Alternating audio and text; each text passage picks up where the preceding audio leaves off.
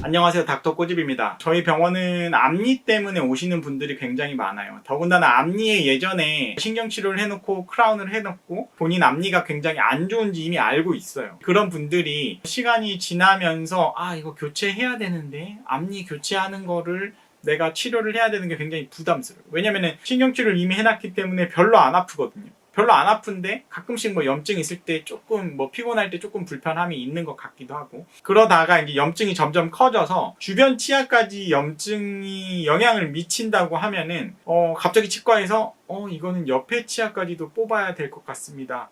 아니면 이거는 옆 치아에 건강한 치아에 염증을 영향을 끼치고 있기 때문에 이 치아 빨리 뽑고 임플란트 해야 됩니다 라고 하면 이제 깜짝 놀라셔가지고 이거 어떡하지? 정말 뽑고 빨리 임플란트 해야 되나? 옆에 있는 치아까지 큰일 나면 어떡하지? 라는 걱정을 품으시고 오시는 분들이 굉장히 많아요. 이 영상 보시면 아마 도움이 되실 거라고 생각합니다. 한번 꼬집어 보도록 하겠습니다. 환자분은 통증은 없지만 이게 문제예요. 그러니까 신경치료한 치아는 통증이 그렇게 극심하지 않아요. 염증이 있고 뼈가 녹았어도 안 아프단 말이에요. 그러니까 환자분들이 이거 안 아픈데 이거 꼭 해야 되나? 비용 들여가지고 해야 되나? 라는 고민이 있어요. 그러다가 앞니뿌리가 옆치아 뿌리까지 번지려고 하는데 이거를 발치 안 하고 내버려 둬도 될까요? 아니면 이거를 발치 안 하고 살릴 수 있을까요? 라고 이제 오시는 거예요. 그러니까 여기 보시면 어렸을 때 이 환자분 같은 경우에는 이미 치료를 해서 여기가 안 좋은지 알고 있어요. 실제 보면은 이 크라운이 정말 어렸을 때 했기 때문에 이게 경계 부위가 노출이 돼서 안 예쁘잖아요. 심지어 여기 충치까지 있단 말이에요. 충치까지. 근데 이 환자분이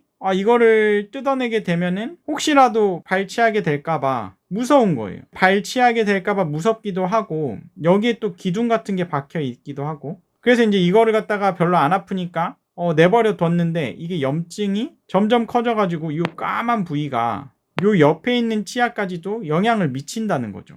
환자분이 이 옆에 있는 치아도 잘못하면 뽑게 될 수도 있습니다. 이거 빨리 뽑고 임플란트 하세요. 이거 임플란트 만약에 못하게 되면 이 옆에를 깎아가지고 브릿지를 해야 됩니다. 이거 빨리 뽑아야 됩니다. 라는 이야기를 듣고 이거 어떡하지? 라고 이제 고민을 하시다가 이제 저희 병원에 오신 거예요. 그래서 제가 이거를 뽑기는 아깝잖아요. 일단 뜯어봅시다. 뜯어보고 제가 도저히 수습이 안 될 것 같으면 말씀드릴게요. 수습이 안 되는 경우는 대표적으로 두 가지가 있어요. 두 가지. 이거를 크라운을 뜯어냈는데 이 안에가 다 썩어서 윗부분 크라운이 다 썩은 경우, 그래서 이제 보철을 할 수가 없는 경우, 아니면 뿌리 쪽에 금이 가서 크랙이 있는 경우, 이 두 가지의 경우는 발치를 해야 되고, 아니면은 제가 어떻게든 염증이 크긴 하지만 살리는 쪽에 치료를 해보겠습니다. 그리고 이제 여기가 기둥이 있지만 이 기둥은 제가 제거할 수 있다고 말씀드렸죠. 그러니까 제거를 현미경을 보고 잘 하면은 이 기둥을 제거하는 거고, 이렇게 지저분한 기둥을 제거하고 나면은 이 안에가 엄청 더러운 거예요. 더럽다는 건 세균이 많다는 거죠. 그렇기 때문에 세균이 많으면 염증이 있을 수밖에 없어요. 염증은 어떻게 세균이 뼈를 녹이는 게 염증이라고 했죠. 그래서 이 염증을 해결하려면 제가 이 세균을 원인을 치료를 해야 되는 거예요. 그러니까 여기 염증을 갖다가 제가 수술적으로 제거를 하거나 그게 아니고, 원인이 되는 요 세균의 공급처 이 내부를 갖다가 깨끗이 청소를 하는 게 첫 번째란 말이에요. 그게 바로 제신경치료. 그거를 방해하는 기둥도 아까 잘 제거를 했죠. 그리고 이런 러버댐이 걸려 있는 상태에서 반드시 하시는 거예요. 러버댐도 안 하고 신경치료를 하는데 어떻게 눈에 보이지 않는 세균에 대해서 컨트롤이 되겠어요? 절대 안 되는 거예요. 그래서 러버댐을 걸고 원칙적인 치료를 하는 거예요. 다 제거를 하고, 여기를 갖다가 이렇게 까맣게 변색이 됐잖아요.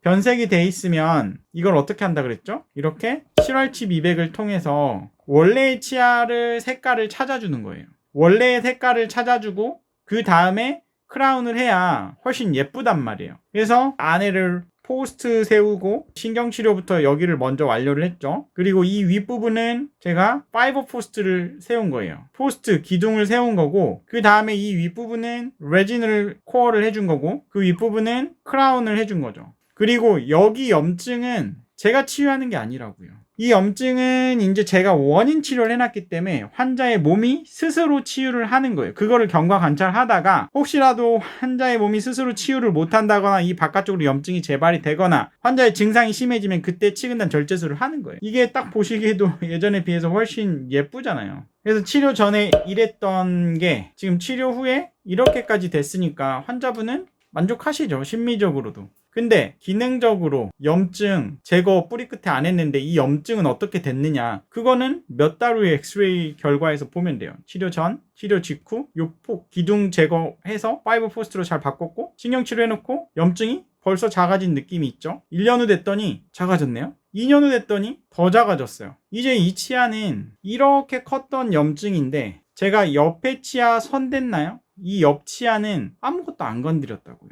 그러니까 이 옆 치아까지 신경치료를 해야 되나요? 할 필요 없다고요. 원인이 되는 거를 치료를 잘하면 여기에 스스로 뼈를 만들기 때문에 옆 치아도 문제가 없고 이렇게 쉬운 본인의 치아 부분도 해결이 돼서 뼈가 다 생겼다고 하면은 훨씬 더 오래 쓸 수가 있다는 거죠. 그래서 여러분들이 생각을 하실 거는 염증을 키워서 아프지 않다고 해서 치료를 안 하는 게 아니고 치료할 필요가 있다 그러면은 과감하게 그거를 제거하고 원인 치료를 하시는 게 굉장히 중요한 거예요. 그걸 안 한다고 하면은 염증이 점점 커지면 커질수록 두려움만 커지는 거고 그거를 제거했을 때 염증이 큰 게 당연히 작은 것보다는 불리하단 말이에요. 장기적으로 그게 치유가 될 확률이. 하지만 이렇게 커다란 염증도 우리 몸은 회복할 수 있는 능력을 갖고 있다. 만약에 그 염증이 해결이 안 되더라도 치근단 절제술이라는 수술 옵션이 있는 병원에서 치료를 하신다고 하시면 치아를 발치할 일은 굉장히 줄어든다고 생각하시면 됩니다. 이 영상이 앞니 때문에 고민이 있으신 분들한테는 도움이 되셨을 것 같고요. 이 영상이 도움이 되셨다고 하시면 닥터 꼬집 치과 DM 좋아요 구독 꼭 요청드리고요. 질문사항 있으시면 댓글로 달아주시면 저희가 마이덴TV라고 다른 채널에서